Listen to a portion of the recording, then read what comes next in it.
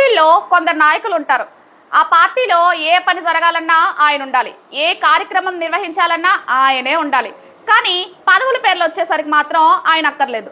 అచ్చం అలాంటి క్యారెక్టరే విజయనగరం తెలుగుదేశం పార్టీలో ఉంది. ఆయనే ఇందుకూరి వెంకటపతిరాజు. అలా అంటే ఎవరికి తెలియదు, కానీ మనం ఐవీపీ రాజు అని అందాం.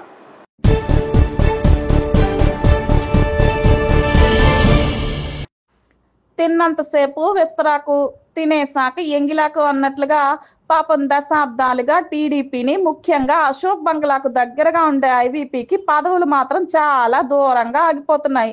ఐవీపీ వద్ద చేతులు కట్టుకుని నిలబడే చాలా మంది పెద్ద పదవుల్లోకి వెళ్లారు. కానీ ఈయన మాత్రం అశోక్ బంగ్లా అనధికారిక క్యూరేటర్ గా ఉండిపోయారు. అవును, దీపం చుట్టూ వెలుగుంటుంది, కానీ దీపం కింద ఎప్పుడు చీకటే.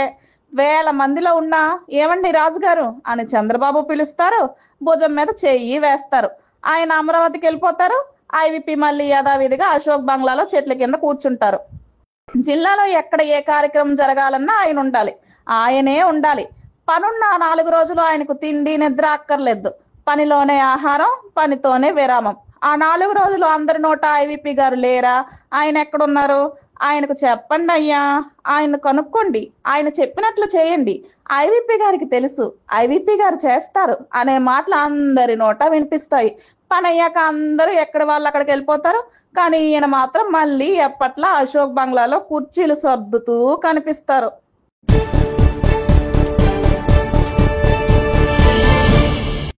తన వెంట ఉన్నందుకు కనీసం అశోక్ అయినా ఈయన పేరు చంద్రబాబుకు చెబుతారా అంటే అది లేదు. అశోక్ చెబితే కాదనే వాళ్ళు లేరు.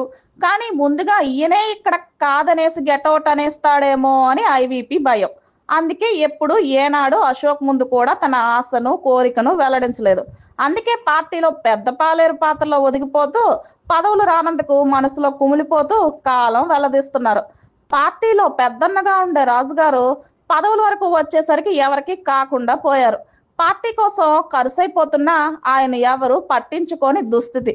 పార్టీ గెలిచినప్పుడు ఆయనకు ఒరిగింది లేదు, ఓడిపోగానే ఆయనకు పోయింది లేదు.